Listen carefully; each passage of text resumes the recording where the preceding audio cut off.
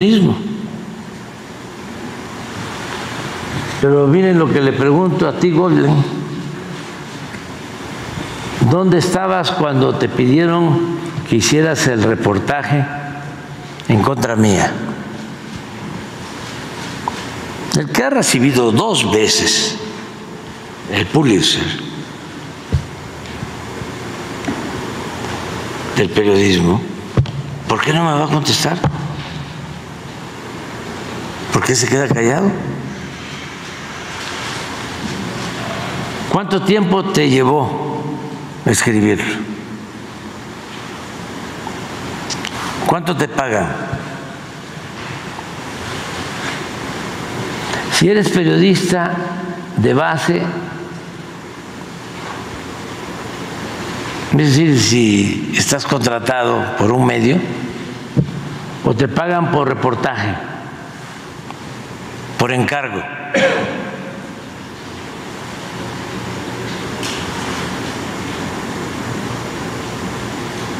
¿Quién fue el que te convenció que era importante hacer el reportaje?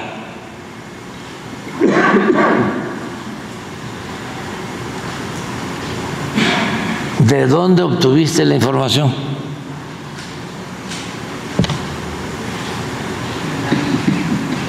¿Hablaste con agentes de la DEA?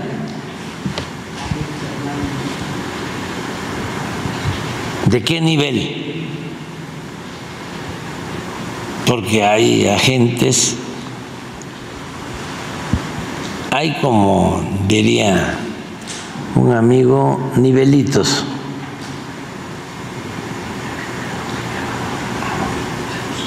Ya sé que no puedes revelar tus fuentes, pero nada más que nos digas si fueron los de abajo, los agentes, los de en medio o los de arriba de la DEA. Hay que reformular la pregunta para aclararla más. Si aparte de los agentes de la DEA o directivos de la DEA, ¿tuviste alguna entrevista con funcionarios del Departamento de Justicia de Estados Unidos o del Departamento de Estado?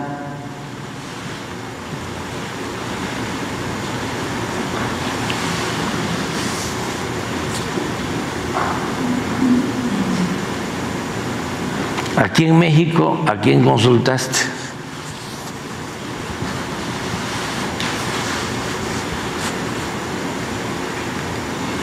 Ya nada más pon otra, ¿no?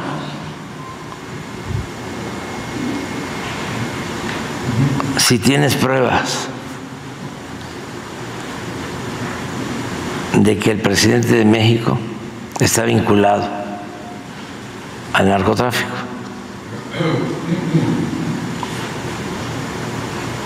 Y la última, si no tienes pruebas, ¿podrías ofrecer una disculpa pública?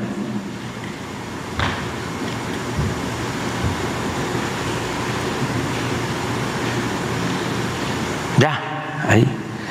Entonces, la señora Anabel también en este contexto, además de escribir casi lo mismo y con la misma fuente, escribe un libro y no aporta ninguna prueba. Es un libro de calumnias.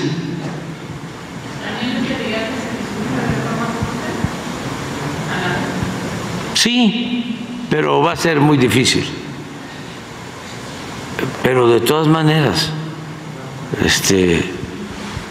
aplicaría, ¿no?, para todos. Debe haber ética en el ejercicio del periodismo, como en el ejercicio de la política.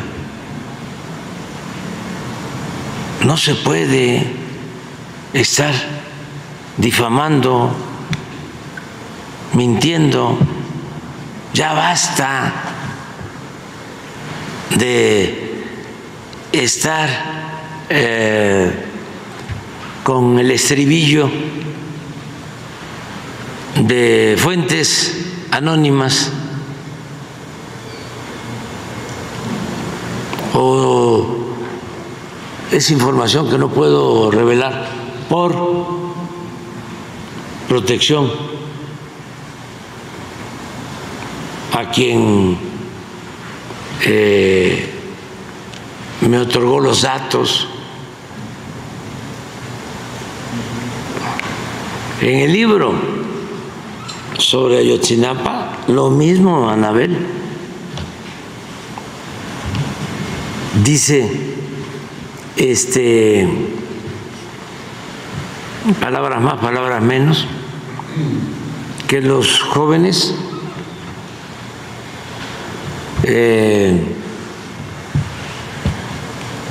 detienen a un autobús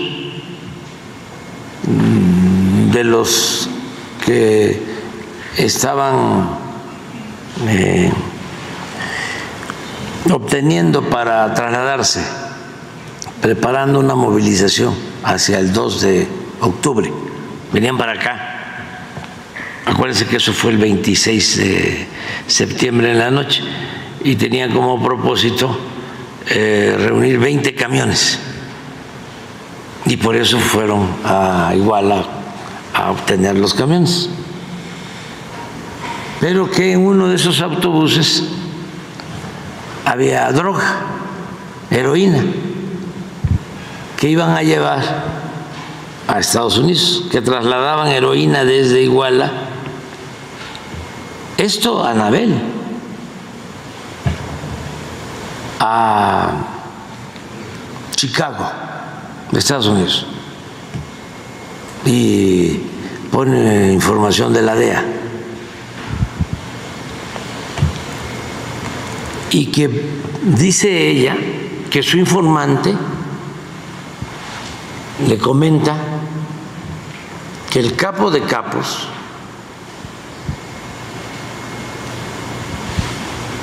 decide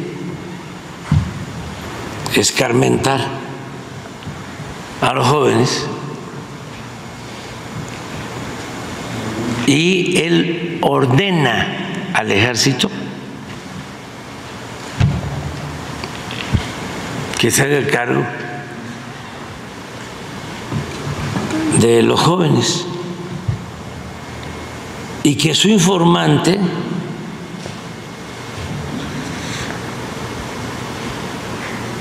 le confirma que los jóvenes fueron trasladados al batallón y que fue el ejército. Incluso el capítulo de su libro se llama Fue el ejército, lo que estamos escuchando constantemente en las conciencias. Cuando no hay ninguna prueba.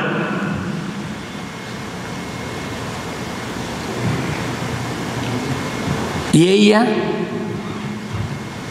participa como testigo para que se le dé asilo al juez de Barandilla de Iguala,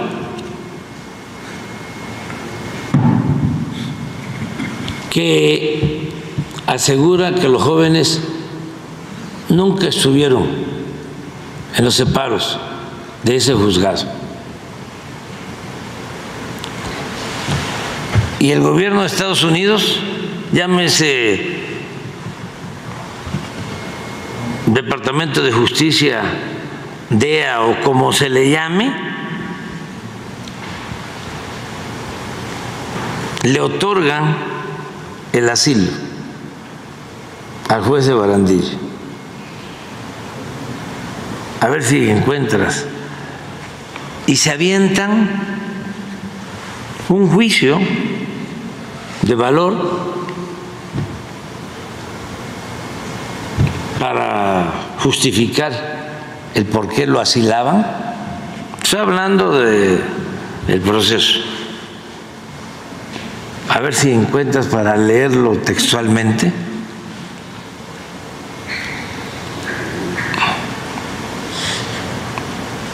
En donde sin pruebas, porque desde que empezó la denuncia, incluso la solicitud de amparo, de medidas cautelares, nunca se habla del gobierno federal ni del ejército.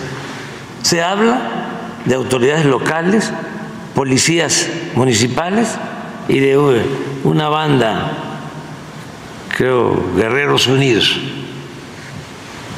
Pero después empieza a cambiar la narrativa. Fue el ejército. Y yo tengo mis sospechas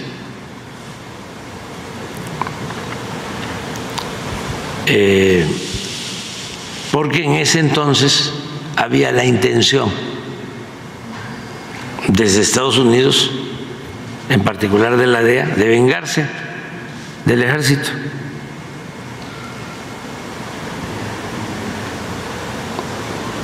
Este es el caso del general Cienfuegos, porque desde el gobierno de Calderón quisieron utilizar al ejército mexicano para llevar a cabo sus operaciones en México.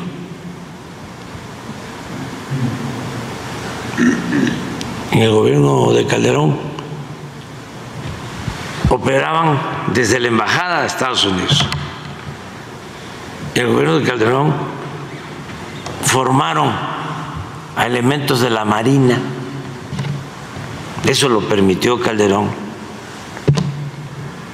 La Secretaría de Marina tenía otros fines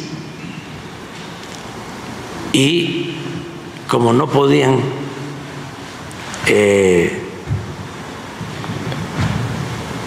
subordinar al ejército por lo que significa el ejército mexicano, un ejército surgido de la Revolución nacionalista,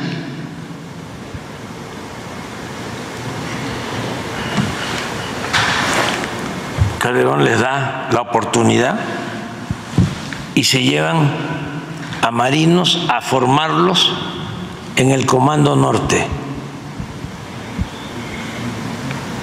y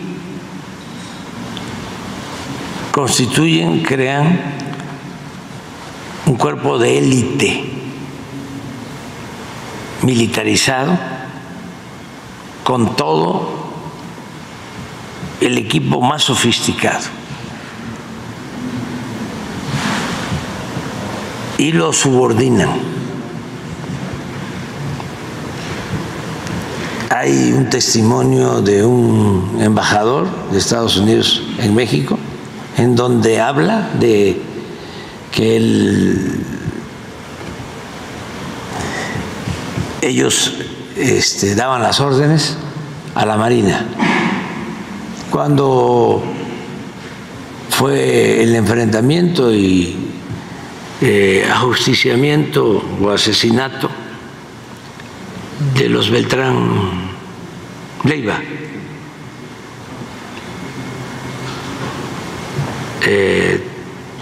hasta declaró en ese entonces el embajador de Estados Unidos que el ejército no ayudaba, que ayudaba la Marina. Entonces, ahora la señora Anabel. ¿No encontraste? Sí, pero quiero el testimonio, más que nada el criterio de la Corte, en donde dice no puede, fíjense lo que sostiene, no puede una autoridad local, no pueden las autoridades locales, ni las policías municipales, ni la delincuencia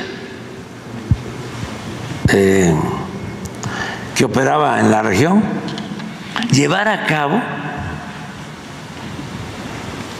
un operativo para desaparecer a 43 jóvenes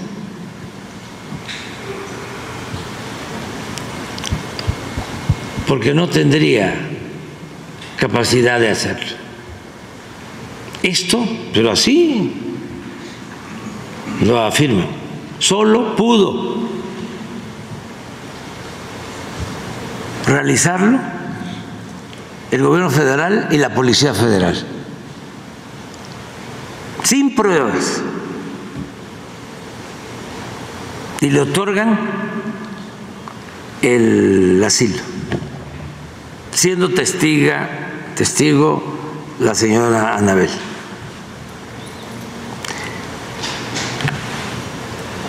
¿Por qué me importa? Bueno, porque queremos saber dónde están los jóvenes, cómo se nos ha complicado tanto por los intereses.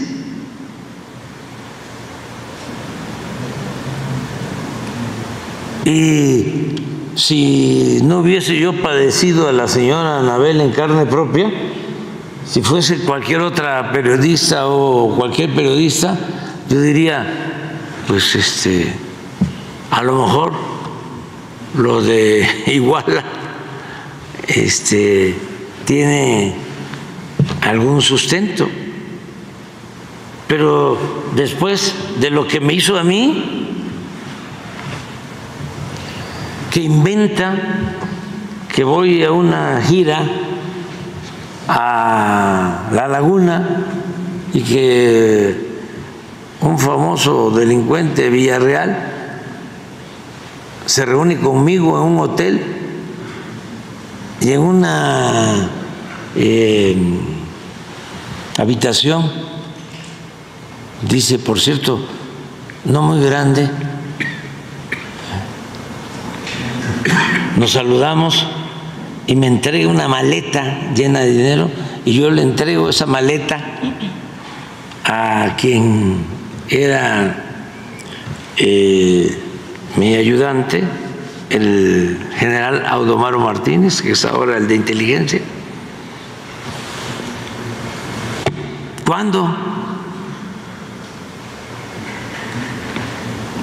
¿Qué prueba? Y todo el libro así. Y en el caso que les estoy planteando de Ayotzinapa, que es un tema, lo bueno es que todavía me quedan 100 días.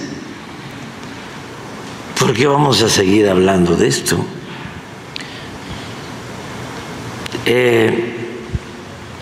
Es como lo de Tim Golden, ¿no?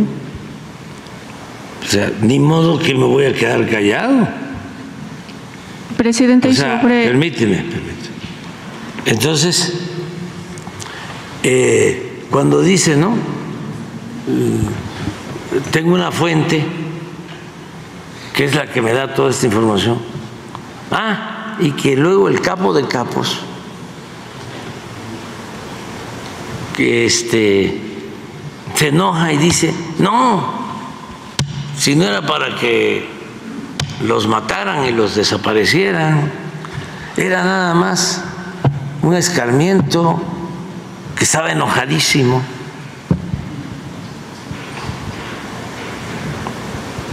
Toda una invención, pero a mí me llama la atención de que ese libro lo publica en el 16 y del 14 al 16 no aparece el ejército. Y a partir del 16 empiezan a hablar del ejército. y aparecen las escuchas de la DEA a ese grupo de delincuentes, y de ahí vienen acusaciones y todo.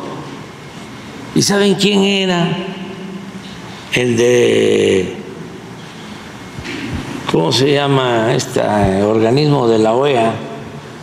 La Corte Interamericana. Sí, el secretario de la Corte Interamericana de Derechos Humanos. En este caso era la comisión, ¿no? Interamericana, está la Corte y la comisión. No, la comisión. El secretario era Emilio Álvarez y Casa, que siempre ha sido un reaccionario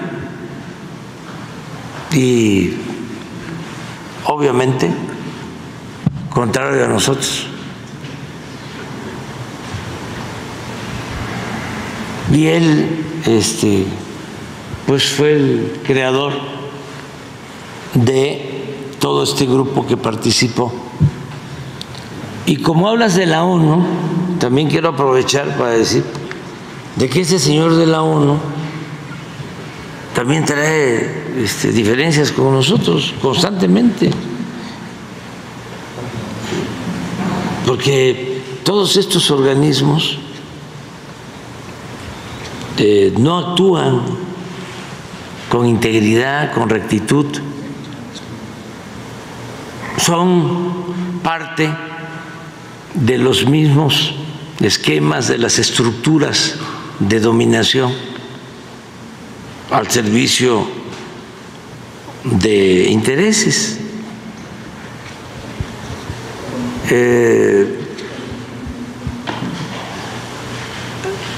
Funcionarios, ¿no?, de la ONU, de la OEA y de muchísimos organismos que ganan 3, 4, 5 veces más de lo que yo gano, 10 veces más de lo que ganan ustedes, se la pasan muy bien, con puras recomendaciones.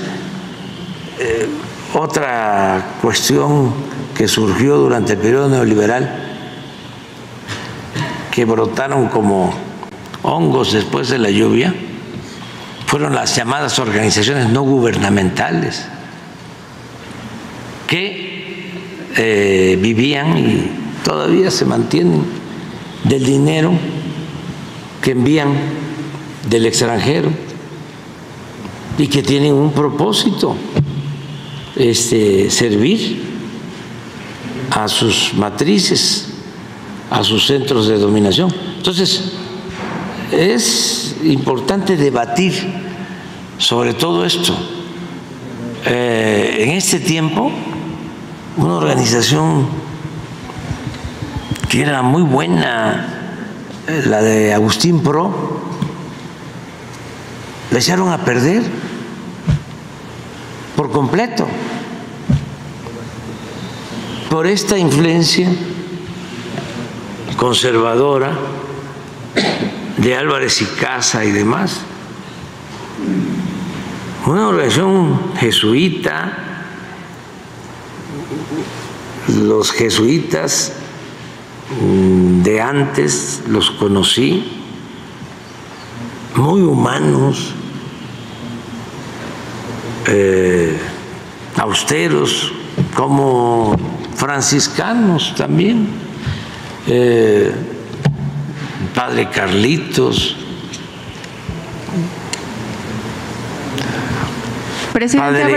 padre Goitia, que ya falleció, el mismo Jesús Maldonado, fundador del PRO, rectos. Luego,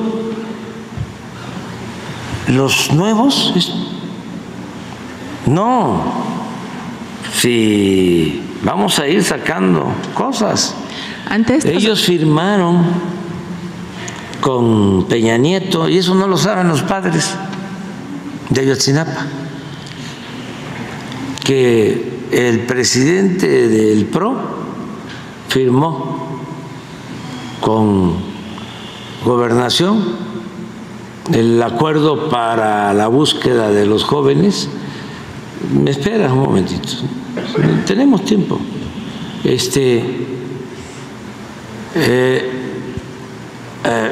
Fueron a entrevistarse con Peña, con Eliseo Peña, y estoy seguro que los padres ni siquiera lo supieron. ¿Y saben dónde está el que era presidente del PRO ahora? Es el director de la Ibero en Puebla. Rector de la UNAM. Rector de la Ibero en Puebla. Y como son asuntos muy delicados,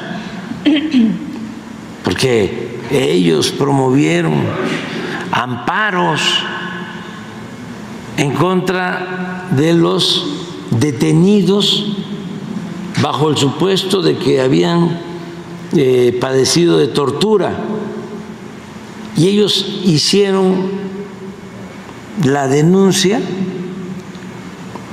para que los liberaran. Y sí, algunos habían sido torturados por el equipo de Cerón y demás, pero no todos. Y dejan en libertad por esa sentencia que ellos elaboran y celebran. Dejan en libertad a quienes habían participado en la desaparición de los jóvenes, siendo al mismo tiempo los defensores de los padres, de las madres, de los jóvenes. Y tengo las pruebas, porque luego de que los dejan en libertad, algunos aceptan ser testigos protegidos y cuentan todo, y se responsabilizan, se culpan, pero ya habían dejado con la resolución por la supuesta tortura a 60 a 80 presuntos involucrados en la desaparición del joven. Muy enredado todo, pero sí muy interesante para llegar a la verdad. No, lo que quiero es una frase. Es donde dice la Corte que de acuerdo a los testimonios, está de acuerdo que desde el testimonio que participó la policía, el ejército, a partir del testimonio de la señora Hernández. No, Anabel. sí, pero a ver, pásale. Lo que quiero es que ella habla de la participación del ejército. Sí, a partir de eso. Sí, eso sí, de ahí sale, pero lo que quiero es, adelante, es un juicio. Yo creo que está al final. ¿Un juicio? ¿Sí?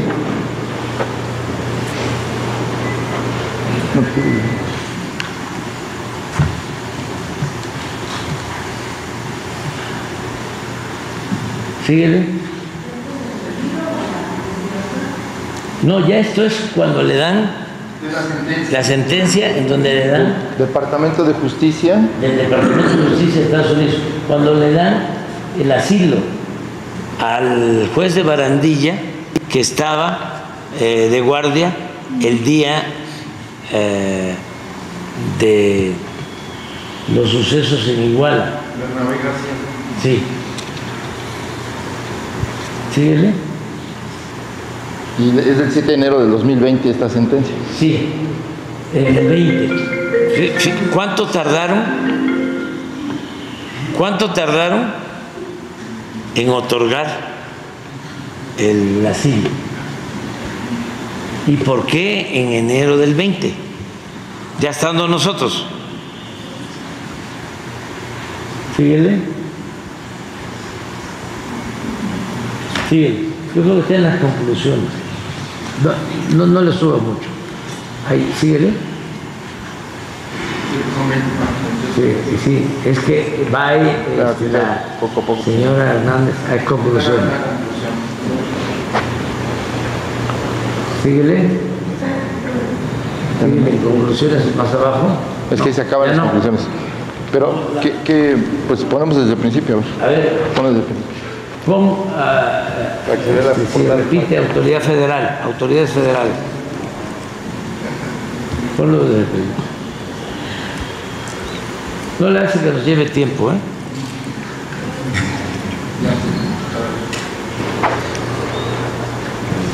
Adelante.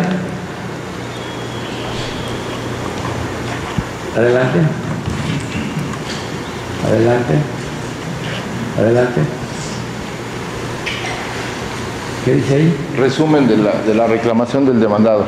¿Qué podía hacer ahí?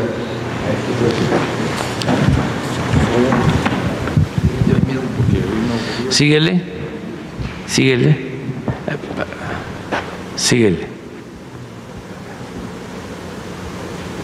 Ese es el testimonio de Anabel. Sí, síguele. Es ya lo que la autoridad decide. Síguele.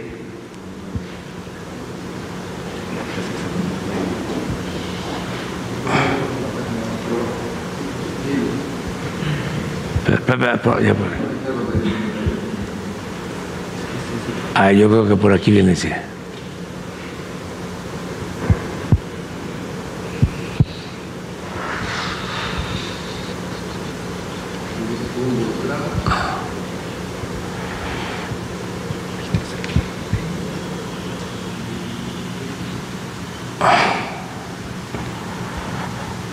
Yo creo que por aquí va a ser.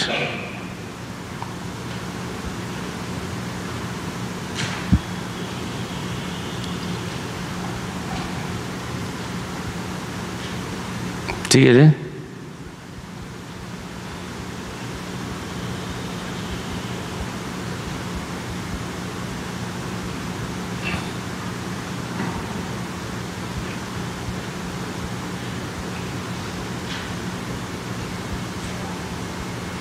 Aquí está. Miren esto.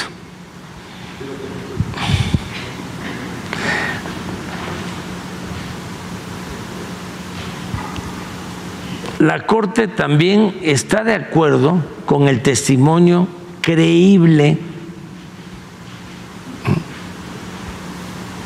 de la demandada,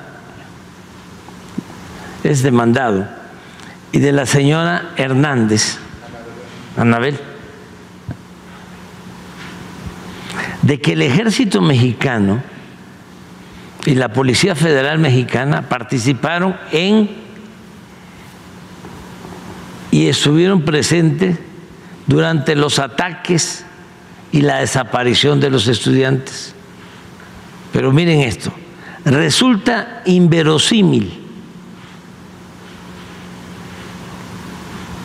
que un intrincado encubrimiento y la desaparición de 43 estudiantes mexicanos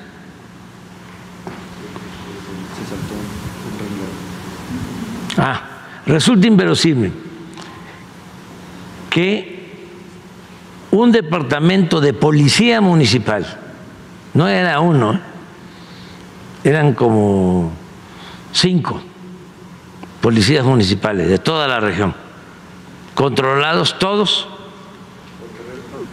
por Guerreros Unidos. Resulta inverosímil que un departamento de policía municipal, se refiere al de Iguala, tenga la influencia política.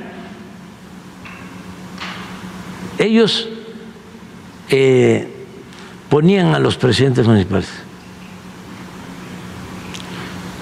y los recursos necesarios para organizar un intrincado encubrimiento. ¿Sí? Y la desaparición de 43 estudiantes mexicanos. Es mucho más plausible que el gobierno federal mexicano, le hace Peña Nieto, el general Cienfuegos, Murillo Karam, y la Policía Federal, el Ejército, la Policía Federal,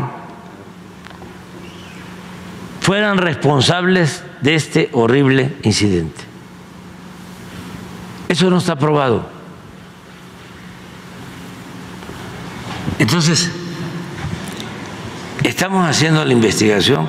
Claro, lo más importante de todo es encontrar a los muchachos. Y estamos haciendo un esfuerzo para convencer a quienes participaron que nos den información. Los vamos a proteger.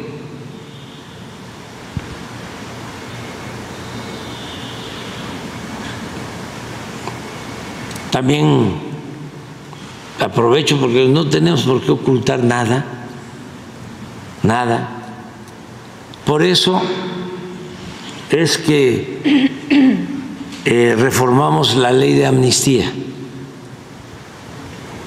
porque hay quienes piensan que reformamos la ley de amnistía para que el presidente pueda sacar a el que desee y que se convierta en un tirano, un dictador, ¿no? Tú eres mi amigo, tú eres mi familiar, tú eres mi socio, tú eres mi cómplice, vámonos para afuera. No, es para estos casos, este en especial y otros. ¿Y se han acercado con el doctor Barandilla a ofrecerle esto? O sea, porque así como usted lo está presentando, quiere decir que el Departamento de Estado otorgó un asilo con base... Porque es que ni siquiera informaron a la autoridad para el juicio. Esto no lo sabía la Fiscalía de México. Y ahora en este proceso, porque estamos impugnando el proceso para poderlo extraditar. Sí. Y en este caso se le... Y además pidiendo la revisión de todo. O sea, entonces lo que estoy entendiendo es el asilo que se le dio a este juez de Barandillas, o sea, se construyó con base en mentiras en Estados Unidos. Sí. Entonces vale que pidan el asilo, la extradición. Sí, vamos a que se reciban pruebas, porque la señora Anabel no ofrece ni una sola prueba. La única prueba que ofrece es que entrevista a este señor, y este señor dice que los muchachos no estuvieron en el juzgado, en los separos, que incluso llega un grupo de militares a ver si estaban y no los encuentran. Y sí, llegaron unos militares y no estaban. Pero tenemos testimonios del jefe de la policía, donde el juez le dice que sí habían estado. Sí, declaración. No, pero el juez haya dicho ingresaron los jóvenes por... No, documento no, porque los tuvieron y en vez de mantenerlos, se los llevaron la policía. Vamos, esos datos el gobierno sí los tiene como evidencia para solicitar la extradición. Ya se presentaron en Estados Unidos. Estamos en eso. Es que le que estoy planteando, estoy trabajando casi a diario sobre esto. porque se me hace muy importante.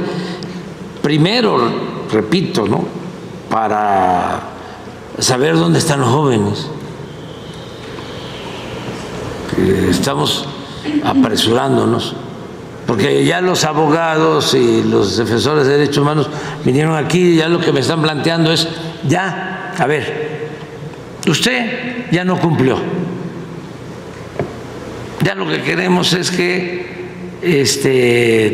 nos ponga en comunicación con la presidenta electa para que continúen con lo mismo, ¿no? Luego les dije, sí, yo les voy a poner en comunicación con la presidenta electa, y la presidenta electa es muy sensible y quiere también saber sobre el paradero de los jóvenes y va a haber justicia y todo. Pero espérenme, que todavía me faltan 3 meses. Espérenme. Y además yo voy a presentar un informe, no 1, 2 o 3.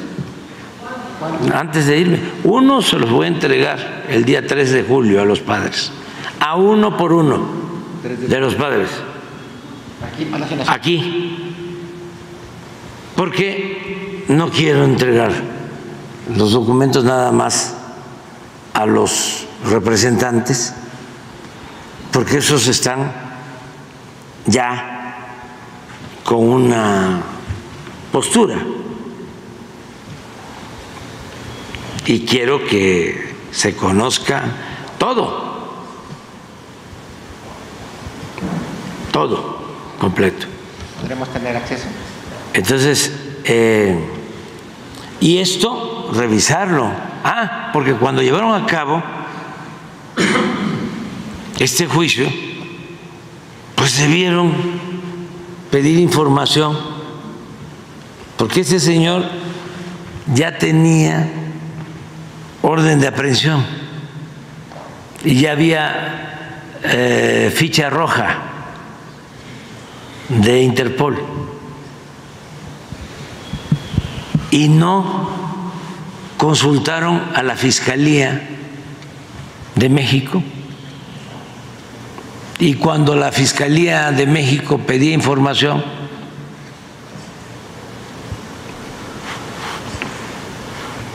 no le mandaban nada, no le enviaban nada. Esto es porque yo he estado directamente. Entonces el gobierno mexicano no tuvo representación, porque vamos, no, el gobierno mexicano no. Un grupo de chicos, ¿no? No hubo. El gobierno mexicano no. Esto fue en el 20. ¿Sí? Esto lo autorizaron a principios del 20. ¿Y no había una respuesta oficial por parte de por qué otorgaron ese asilo? No solo lo que sostienen en el juicio, pero ya les leí. Es que en el documento que usted presentó se lee que él argumentó que habría una persecución política. Sí, claro, que había persecución política y que lo podían torturar y obligarlo, porque supuestamente él había declarado en contra de los militares, pero no que los militares hayan detenido a los jóvenes o que los militares hayan desaparecido a los jóvenes, no, sino que los militares fueron a buscar a los jóvenes y no los encontraron porque, según él, los jóvenes nunca estuvieron ahí. ¿Y si estuvieron? Este juez de Barandillas tendría una idea de qué pasó con un grupo de los chicos. Sí, porque ¿a quién se los entregó? ¿O quién le ordenó que se los entregara a la policía sin tenerlos detenidos? Y se los llevan Esa es una versión. Y que regresan las patrullas llenas de lodo, pero ya sin los jóvenes. Y que además los que se los llevan, policías, desaparecen porque el mismo jefe de la policía les está hablando por un tiempo de casi 2 horas y no contestan. O sea, pero a lo que voy es,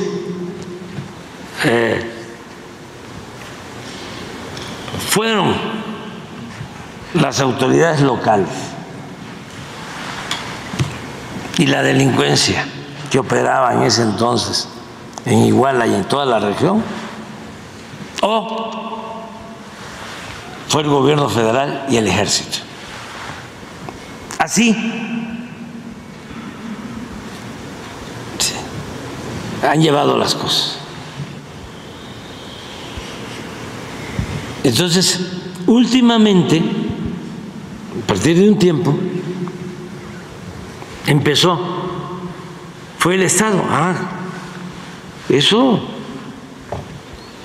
es evidente, porque ¿cómo el Estado no va a tener responsabilidad sobre lo que estaba sucediendo en cuanto a la asociación delictuosa entre autoridades locales y delincuencia?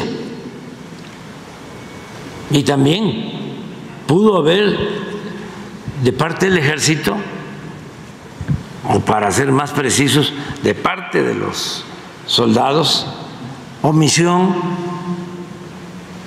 si estuvieron y sabían de que a los jóvenes los habían detenido, ¿por qué no actuaron?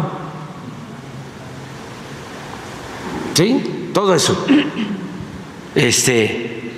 ¿Y cómo no va a tener responsabilidad el Estado si inventaron la llamada verdad histórica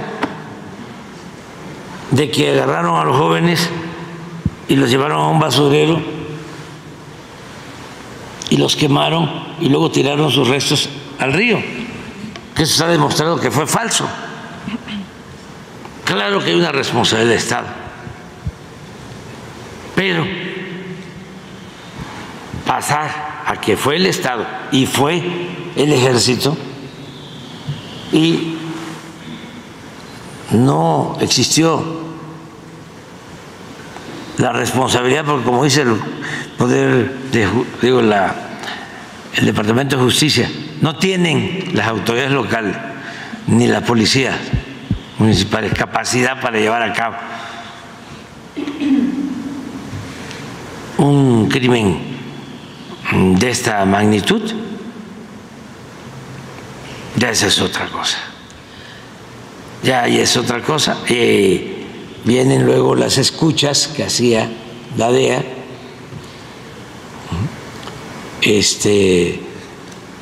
a este grupo de la delincuencia organizada, y mucha información, pero hay que aclarar, ¿no? O sea, no es por consigna, es decir, fue el ejército. Vamos a probarlo. ¿Y por qué tanto interés en señalar al ejército? Estas agencias y las hegemonías en todo el mundo, los que se sienten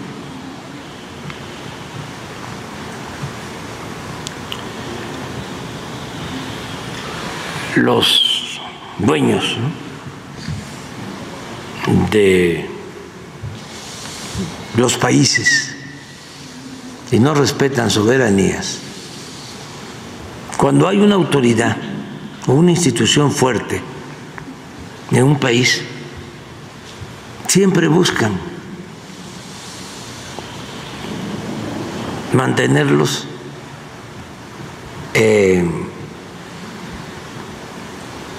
chantajeados para poder ellos dominar territorios. Cuando se tienen autoridades independientes, democráticas, fuertes en un país, pues no pueden actuar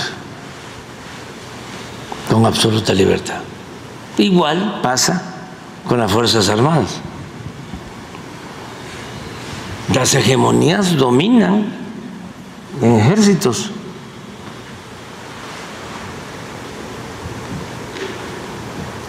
Nada más que el ejército mexicano. Por eso es interesante el tema. Es distinto a otros ejércitos. Este es un ejército nacionalista, surgido de un movimiento revolucionario. Todos sus miembros vienen de las entrañas del pueblo. No hay ningún general de división que pertenezca a la oligarquía. No hay ningún general de división multimillonario. Los generales de división hasta ahora son hijos de campesinos, de obreros, de mecánicos, de militares, de maestros.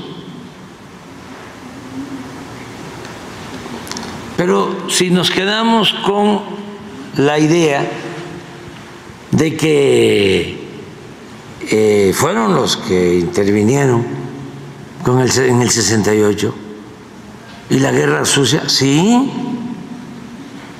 son manchas que tiene nuestro ejército. Nada más que hay también sus asegúnes. Uno es que en el caso del 68 hasta el propio presidente Díaz Ordaz, porque el presidente de México es comandante supremo, él se responsabilizó públicamente. Y además hay testimonios de que cuando menos en lo de Tlatelolco, quienes actuaron fueron los del Estado Mayor Presidencial. Sí, una rama del ejército dependiendo directamente de la presidencia.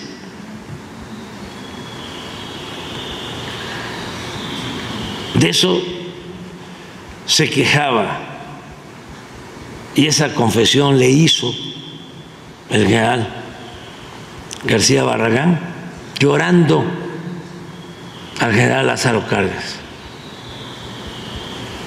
después del 68, después del 69 y al final del sexenio de Díaz Ordaz.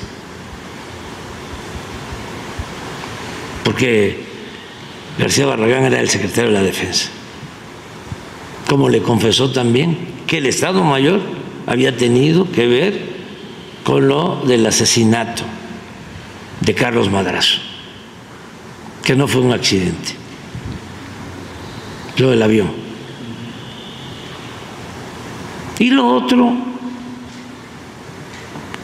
que la orden siempre tiene que ver con el comandante de las Fuerzas Armadas.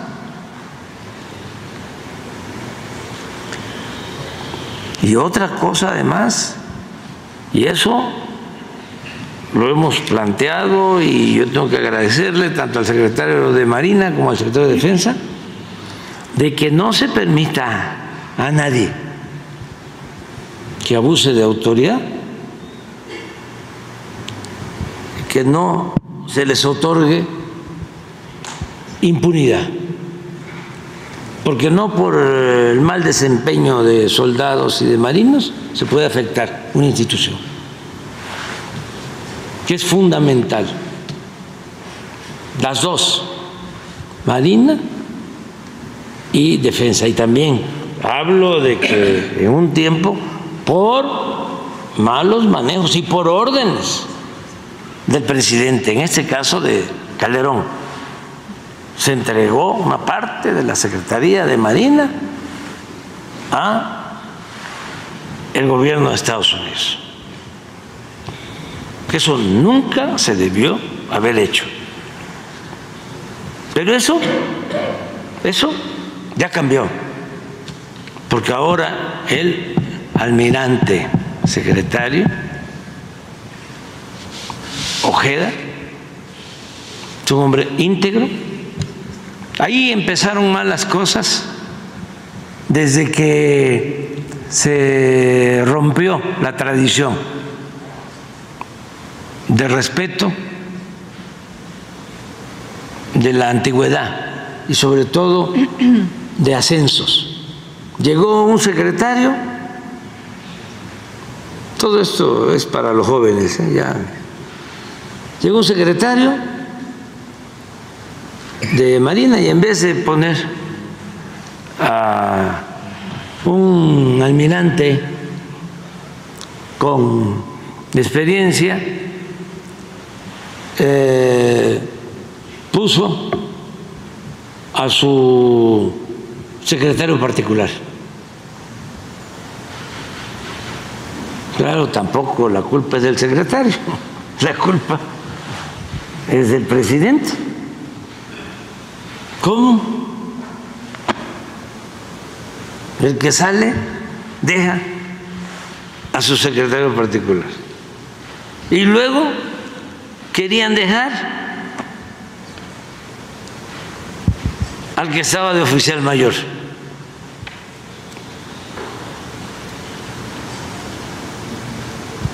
Porque tenía una relación buenísima con los medios. Nada más que ese señor que aspiraba, y eso me tocó a mí,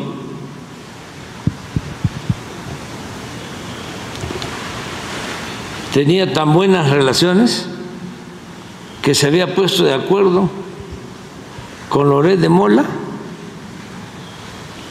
con lo de el montaje lamentable de la niña Frida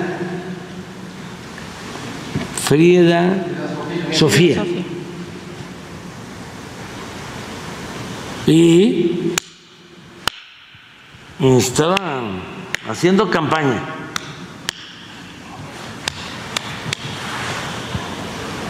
Nada más que pues yo hice una investigación a fondo. Presidente, ya para... Resulta que al almirante actual ya lo tenían ahí para retiro. Pero era el de más antigüedad, era el que le correspondía. Además, me llamó mucho la atención porque hace 30, 40 años, cuando nadie hablaba de eso, él escribió un libro sobre la corrupción. Y yo lo que buscaba era, pues, secretarios de Marina y de Defensa incorruptibles. Pero bueno, ya hablamos bastante de esto, pero no sabe más, ¿no? Sí, bueno, presidente, pero porque si no para terminar esta cuestión del planteamiento, ante esta solicitud de la ONU, ¿usted haría una respuesta? ¿Dará algún reporte sobre los asesinatos a candidatos? Sí. ¿Se dará eso? Sí, pero además ya lo dijo aquí Rosa Isela, porque vino una periodista de Colombia con lo mismo, de que habían asesinado no sé cuántos candidatos, y le pedí, es cosa hasta de repetir, pues repítelo, o sea, porque es la secretaria de seguridad. Ni modo que va a mentir. Lo que pasa es que fue lo otro que utilizaron mucho en la guerra sucia. Era AMLO, narcotraficante y violencia. Estaban, pero como sopilotes. Ya pasó, afortunadamente, la temporada de sopilotes.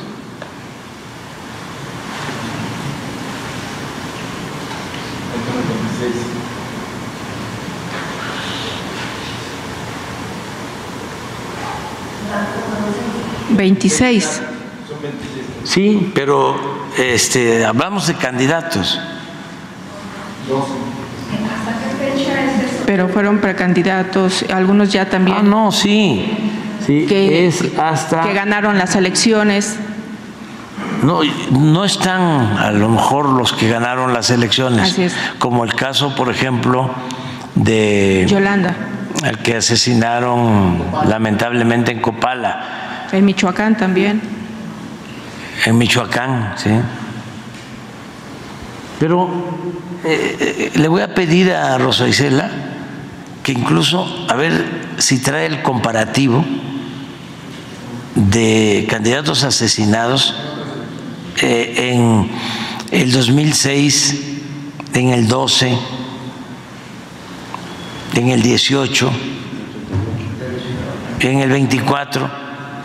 Y se van a dar cuenta. Y sobre todo porque lamentablemente hubieron muchos asesinatos en las elecciones anteriores. Nada más que fue ahora que los medios están enojados porque formaron parte, ¿no?, del mismo bloque conservador y quisieron, ¿no?, con la guerra sucia y con las campañas de mentira, quisieron incidir en la elección. Y quizá también saber un poco del avance de las investigaciones y en este caso pues la detención y la ubicación de los responsables en ese sentido. Sí. Bueno, porque ya hay detenidos. Bien. Sí, ya hay detenidos en varios casos y que se dé un informe. ¿Cuándo vienen ellos? El martes. Bien. Finalmente, presidente, quiero plantearle dos casos de índole social. El primero, pues ahí está el tema de Anabel Hernández. El presidente de la República dijo: está bien, te contestamos tu pregunta, pero vamos a poner en contexto todo el tema de los 43 normalistas. Para la gente que va llegando, hoy tuvimos programa largo porque la doctora Claudia Sheinbaum presentó a la primera parte de su gabinete. Aquí lo tenemos en pantalla. Marcelo Ebrard, secretario de Economía. Julio Verdegué Sacristán, Secretaría de Agricultura y Desarrollo Rural. Alicia Bárcena, yo no sabía que era especialista en medio ambiente, ahora entra como secretaria de Medio Ambiente y Recursos Naturales. Juan Ramón de la Fuente en la Secretaría de Relaciones Exteriores. Rosaura Ruiz en esta nueva Secretaría de Ciencia, Humanidades, Tecnología e Innovación, que pues prácticamente ahora el CONACYT se va a convertir en una secretaría. Y Ernestina Godoy Ramos, consejera jurídica. La pregunta es: ¿qué pasará con aquellos del cártel inmobiliario una vez que se hayan enterado que Ernestina Godoy estará en el gabinete presidencial? Eso se pone muy interesante. Te hicimos una encuesta aquí en el canal de México Informa. ¿Qué opinas de la designación de Marcelo Ebrard? ¿Te gustó esta decisión de que Marcelo Ebrard sea el nuevo secretario de Economía? Hay opiniones encontradas. El 41% de 1985 votos dice que sí, el 59% dice que no le gustó esta decisión. Al final, el tiempo nos dirá qué va a pasar con Marcelo Ebrard. Lamentablemente, él dijo que no se iba a someter a la doctora Claudia Sheinbaum. Y bueno, pues, como quien dice, ten cuidado con lo que mencionas, porque una cosa es lo que dices y otra cosa lo que hagas. Y por el otro lado, la oposición hoy presume que se reunió para limar asperezas después de las declaraciones de Xóchitl Gálvez. Ella había mencionado que había sido gritoneada, humillada y regañada pues ahora ya están aparentemente limando asperezas. Marco Cortés comenta esto: me reuní con nuestra ex candidata presidencial Xóchitl Gálvez, siempre serás bienvenida a tu casa, tu partido, donde te apoyamos con mucho entusiasmo. Vamos a seguir trabajando y construyendo para estar a la altura de lo que viene. Bueno, pues no sé cuál sea el panorama de ellos durante los próximos 6 años. Dice que en equipo con nuestros legisladores y nuestros gobiernos, que cada vez son menos, esta lucha no termina y seguiremos en la defensa de nuestro país. Pues una reunión al estilo panista, con risas fingidas, y por supuesto, pues Juncal Solano dice: no, hombre, la cara de entusiasmo que presenta Xóchitl Gálvez es algo que hay que destacar. Mira nada más cómo se expresó Marco Cortés. Lo interesante es que ella no denunció a Marco Cortés por violencia política de género, que pues incluso él la insultó más que el presidente de la República. El presidente simplemente dijo verdades y Marco Cortés la regañó, pues no que mandaba ella. Quiero agradecer que hoy esté aquí Xóchitl Gálvez en su casa, en su partido, que la impulsó con mucho entusiasmo, escuchando a la sociedad, que nunca se nos olvide que fue la sociedad la que nos pedía: hey, partidos, no se equivoquen, la queremos a ella, porque tuvo el valor de ir a tocar la puerta del Palacio Nacional. Que nunca se nos olvide el porqué, las firmas que la respaldaron para estar ahí de la sociedad. Y entonces para mí es un honor, Xóchitl, tenerte aquí nuevamente en tu casa, en tu partido. Y hoy la recibimos la secretaria general de nuestro partido, la diputada Noemí Luna, la expresidenta de nuestro partido, Cecilia Romero, y también le había pedido a don Luis Felipe Bravo que nos acompañara en su calidad de expresidente, pero por agenda, pues esto apenas fue reciente, no pudo estar acompañándonos. Y le expresaba yo a Xóchitl lo que ayer en la comisión permanente se reconoció. Es un amplio reconocimiento a Xóchitl por su valor, por entrarle. Esta nunca fue una contienda equitativa. Esta contienda siempre, desde el inicio, se veía muy complicada. Y ella tuvo el valor, para empezar, el valor de querer ser, de enfrentar al poder. Y eso merece un reconocimiento de nuestro partido, un reconocimiento personal. Y ese debe ser algo que siempre nos haga sentir contentos de haber propuesto a la mejor candidata. Bueno, claramente nos queda aquí al público de izquierda que no fue la mejor opción, aunque ellos siguen en esta misma diatriba de mencionar que el que se equivocó fue el presidente López Obrador al hacerla menos. No, ellos mismos la hicieran menos. Y aquí también dice esto: nos hablamos de frente, transparente y con la verdad. Les comenté que empezaré un recorrido por todo el país para agradecer a quienes se sumaron a este movimiento. Pues así las cosas con el PAN. Mientras tanto, la doctora Claudia Sheinbaum ya tiene a su gabinete y veremos la segunda parte la próxima semana. Como siempre, agradecemos tu preferencia, te invitamos a nuestras redes sociales y te recordamos que un México informado siempre es un México mejor. Nos vemos en un próximo video.